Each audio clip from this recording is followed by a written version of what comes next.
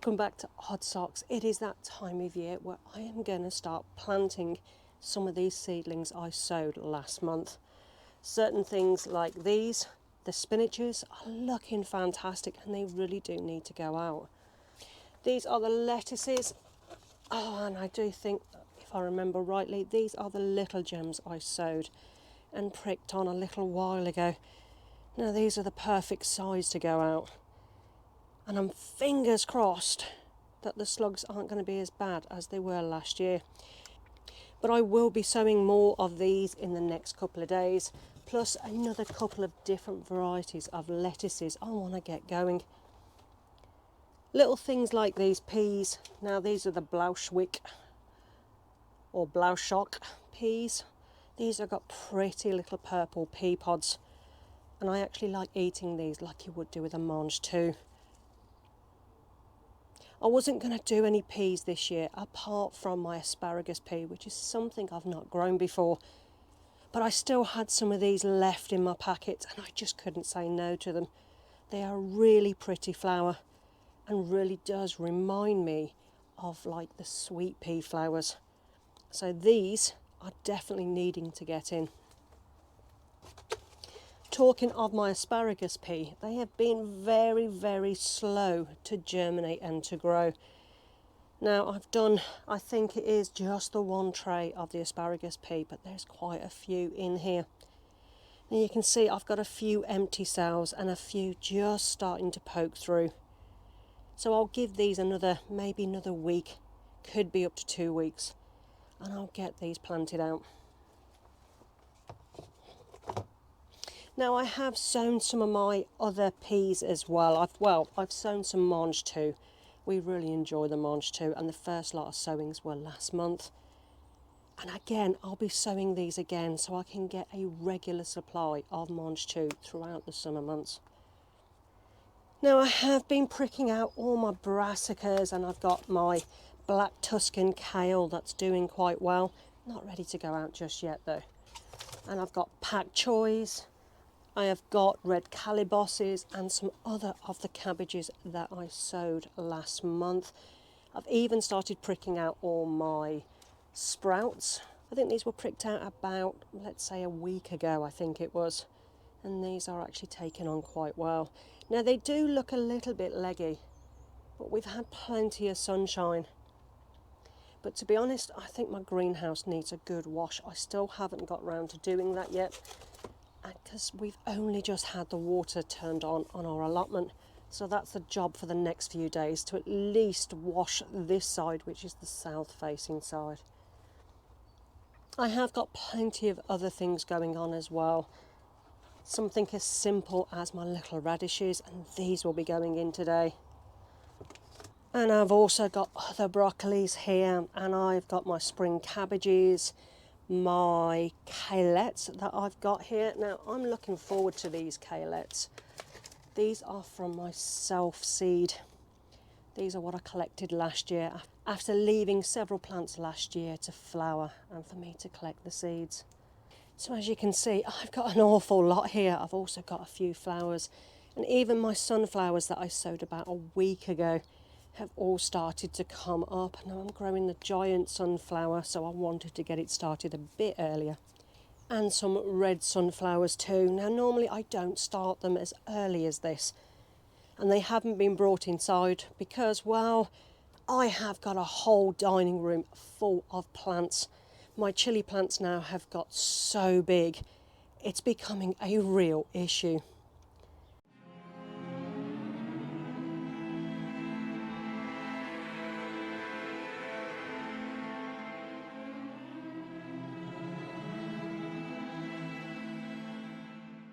But my sunflowers this year, I just thought I need to start them a little bit earlier this year because of space. And last year was such a hard year for my sunflowers that they took so long to grow and they were over and done with really, really quickly. So this year, because I've already sown a lot of my sunflowers, I will do a few more early next month. Now there is a risk with frost with certain things that I am growing at the moment, but so far so good.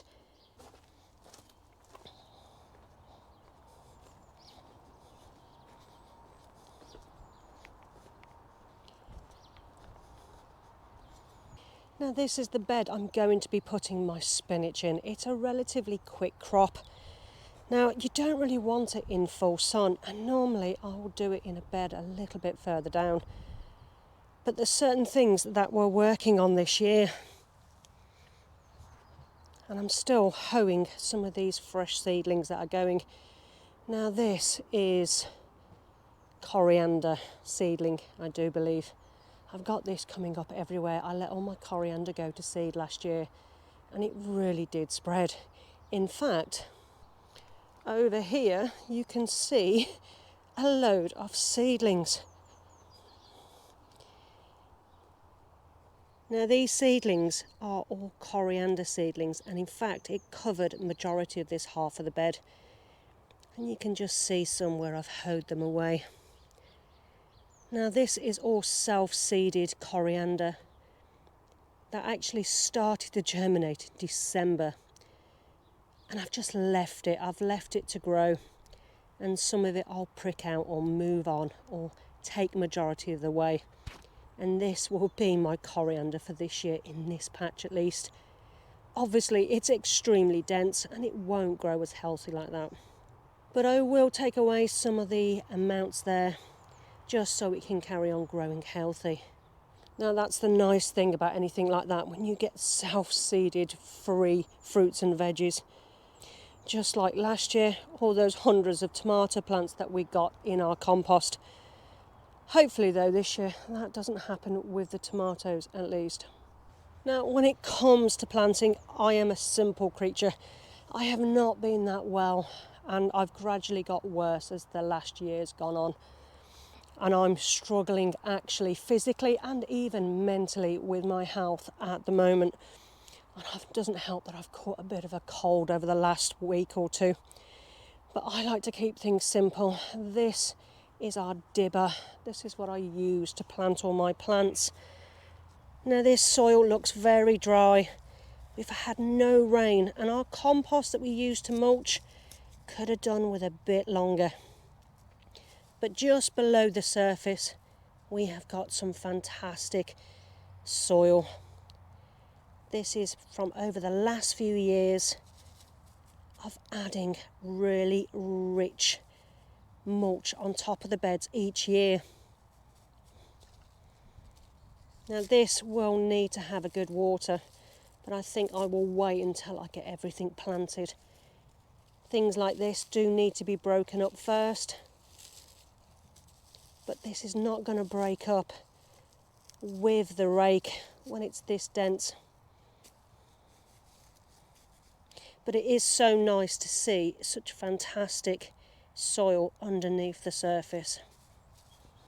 In the grand scheme of things, is this the perfect bed? It isn't, but it will still grow. And I can just pick out these seedlings. The thing is with seedlings, a lot of these are wind-borne as well, and it doesn't matter how many times you weed or you hoe, the wind will bring in both rubbish and seeds.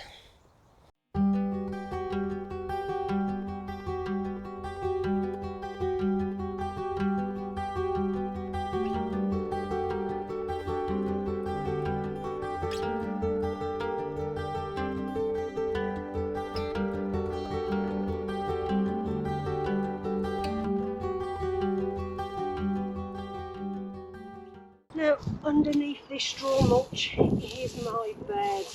Now, this has had a really good mulch at the end of the year, and you can see it's a lot wetter than some of the beds that I didn't mulch with straw.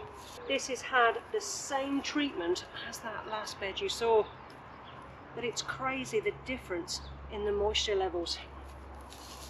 Now, I was going to take away the straw as and when I plant, but I think because it is still quite dry, and I don't think we're having any rain anytime soon, I am just going to open up an area for the lettuces to go into. Now this bed isn't that wide, to be honest, and this is where we normally grow our broad beans. broad beans we were going to give a miss this year, and I've got to admit the broad beans that I did plant some extras because we had some really old seed. And I thought, well, we may as well give it a go. Most of them have failed to germinate. In fact, this year for us has probably been the worst year for germination. And I'm not 100% sure whether it is the compost or not. Now with my lettuces, I plant much closer together. You can see here how moist this is. Exactly the same mulch as we use our own homemade compost, but with just the difference of this added layer of straw.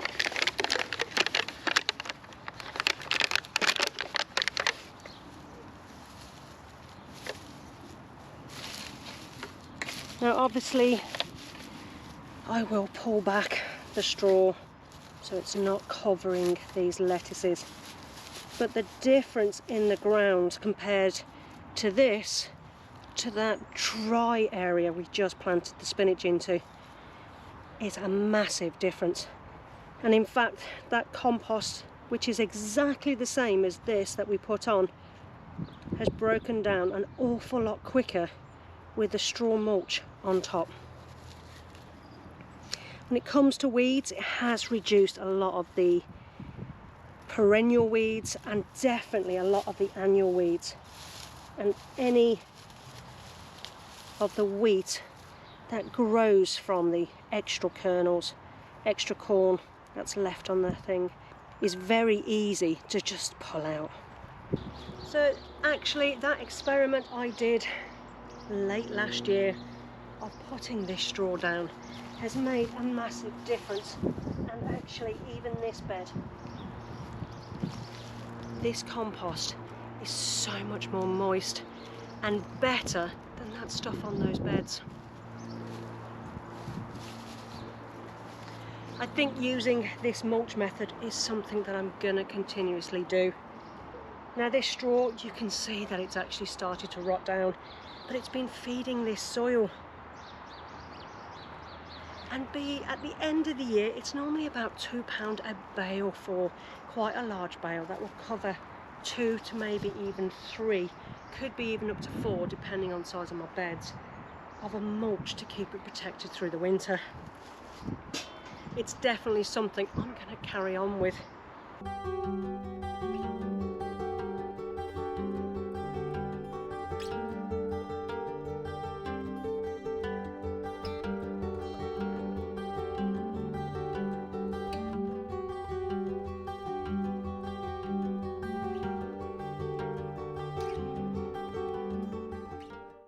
Now to go along with my spinaches, I'm going to sow a few beetroot into here this year. Now I always multi-sow my beetroots, and as they grow I just harvest the largest from them and let the others carry on growing. It gives me a really good harvest, and after just the one sowing I can get plants for a lot of the year. Now all these things that I have planted today can deal with a little bit of frost, and in the ideal world I would normally cover these with a little bit of fleece just to protect it against the actual wind chill, because I find that's what damages the plants the most. Fortunately the rats have chewed all my fleece from last year, so we have a very small amount which I'm using in the greenhouse for when the temperature really dips. So these plants are really going to have to fend for themselves, but luckily they can tolerate that cold conditions. Now one of the things I am planting as well over the next week or so are these. Now I grew these from seed. These are goji berries. Now these are a couple of years old, and as you can see they're not the biggest of sizes. Now I grew these from tiny seeds that I bought, and I've probably got about 4 surviving plants. To be honest, I always overplant anyway. I didn't need tons of these, I only need a couple. But if you overplant and then you have losses, at least you come away with something, especially when it's something that you're sowing and can take several years to get to a reasonable size. So that's something I've not grown before, goji berries. I do enjoy a goji berry that's been dried. So hopefully, fingers crossed, over the next couple of years I should start getting fruit off of this goji berry bush. So what are you guys actually planting out at the moment, and how are your sowings doing? I will be doing a sowing video over the next few days of all the things that I'm sowing and growing at the moment. My kitchen dining room area is so full of plants, I'm actually doing the chilli shuffle. Whereas most of my chilli plants are going into crates and they're going outdoors every day to get a bit of extra sunlight. I haven't got the space, even with 3 lots of grow lights, to grow all the things that I've got indoors this year. I even started my melons off a little bit earlier, in fact about a week ago. I don't normally start my melons off that early, but I thought I'll give it a go to see if I can get a slightly longer growing season. But I think I might sow some more as well, because to be honest, when I sowed them last year at this time of the year and I kept them outdoors, I never had them indoors. They did do really well. This year, for some reason, we seem to just have an awful lot in the house after me promising I wasn't going to do that this year. So I think for next year I've got to make some changes, because I cannot deal with the amount of plants and pots that I have to deal with every single day just to keep them going. Now our tomatoes have all germinated and they'll be repotted on, and I think the way things are at the moment, they'll probably be coming down here as well. They might do the chilli shuffle too, where I'm taking out the crates every morning and then bringing it in before it gets too cold. But we'll have to wait and see. So let me know in the comments, guys, how your growing season is going so far, and what have you already got in your ground growing.